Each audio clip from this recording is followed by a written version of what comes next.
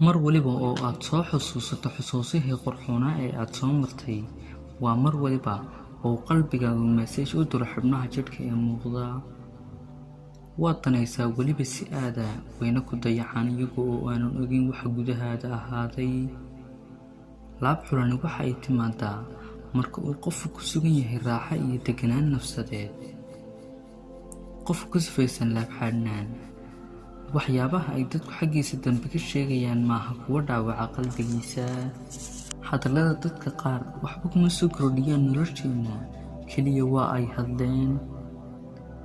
marka aad xanaaqsan tahay haysu qasin dhibaatada guud iyo taada khaaska ah, una hadal si dabacsan. habdhaqankaaga wanaagsan waxa uu ka turjumayaa macaamilkaaga iyo wanaagga aad bulshada ku dhex leedahay. duruufaha ku haystayiina noqon kuwa ku jabiya adiga ee u adkayso, waayo wax sii waaraya ma jiraan. wasalaamu calaykum waraxmatullaahi wabarakaatu.